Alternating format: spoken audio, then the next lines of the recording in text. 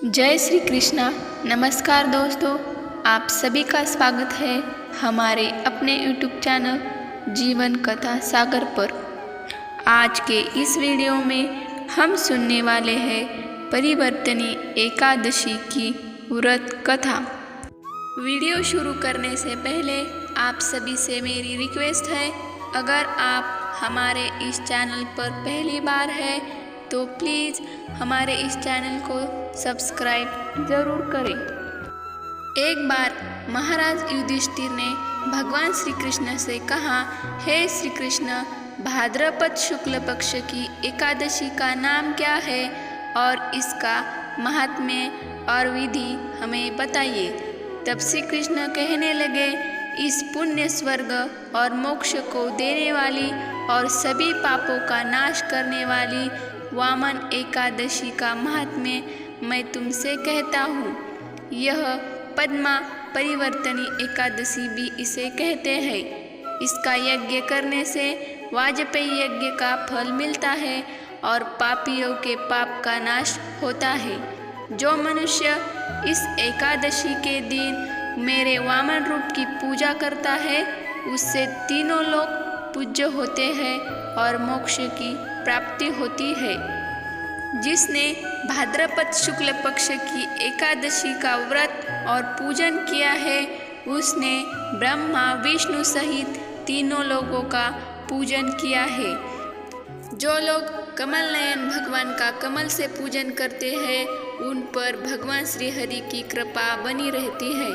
भगवान के वचन सुनकर युधिष्ठिर बोले कि हे भगवान, मुझे अति संदेह हो रहा है कि आप किस प्रकार सोते और करवट लेते हैं तथा किस तरह राजा बलि को बांधा और वामन रूप रखकर क्या क्या लीलाएं की। चातुर्मास के व्रत की विधि क्या है तथा आपके शयन करने पर मनुष्य का क्या कर्तव्य है, सब आप मुझे विस्तार पूर्वक बताइए।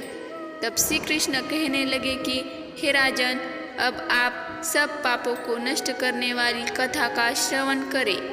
त्रेता युग में बलि नामक एक दैत्य था। वह मेरा परम भक्त था।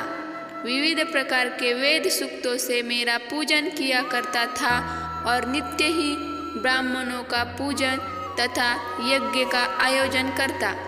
लेकिन इंद्र से द्वेष के कारण उसने इंद्रलोक तथा सभी देवताओं को जीत लिया।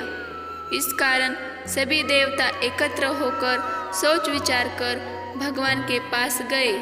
बृहस्पति सहित इंद्रादिक देवता प्रभु के निकट जाकर और नतमस्तक होकर वेद मंत्रों द्वारा भगवान का पूजन और स्तुति करने लगे। तब मैंने वामन रूप धारण करके 5वां अवतार लिया और फिर अत्यंत तेजस्वी रूप से राजा बलि को जीत लिया। इतनी वार्ता सुनकर राजा युधिष्ठिर बोले कि हे जनार्दन, आपने वामन रूप धारण करके उस महाबली दैत्य को किस प्रकार जीता। श्री कृष्ण कहने लगे, मैंने वामन रूप धारण करके बलि से 3 पग भूमि की याचना की और उससे कहा कि ये मुझको 3 लोक के समान है और हे राजन, यह तुमको अवश्य ही देनी होगी। राजा बलि ने इसे तुच्छ याचना समझकर 3 पग भूमि का संकल्प मुझसे दे दिया और मैंने अपने त्रिविक्रम रूप को बढ़ाकर यहाँ तक कि भूलोक में पद, भूवरलोक में जंगा, स्वर्गलोक में कमर, महालोक में पेट, जनलोक में हृदय, यमलोक में कंठ की स्थापना कर सत्यलोक में मुख, उसके ऊपर मस्तक स्थापित किया। सूर्य, चंद्रमा आदि सब ग्रहगण, योग, नक्षत्र, इंद्रादिक देवता और शेष आदि सब नागगणों ने विविध प्रकार से वेद सूक्तों से प्रार्थना की। तब मैंने राजा बलि का हाथ पकड़कर कहा कि हे राजन, एक पद से पृथ्वी, दूसरे से स्वर्गलोक पूर्ण हो गया, अब तीसरा पग कहाँ रखूं? तब बलि ने अपना सिर झुका लिया और मैंने अपना पैर उसके मस्तक पर रख दिया, जिससे मेरा वह भक्त पाताल को चला गया। फिर उसकी विनती और नम्रता को देखकर मैंने कहा कि हे बलि, मैं सदैव तुम्हारे निकट ही रहूँगा। विरोचन पुत्र बलि से कहने पर भाद्रपद शुक्ल एकादशी के दिन बलि के आश्रम पर मेरी मूर्ति स्थापित हुई। इसी प्रकार दूसरी क्षीर सागर में शेषनाग के षष्ठ पर हुई। हे राजन, इस एकादशी को भगवान शयन करते हुए करवट लेते हैं, इसीलिए तीनों लोकों के स्वामी भगवान विष्णु का उस दिन पूजन करना चाहिए।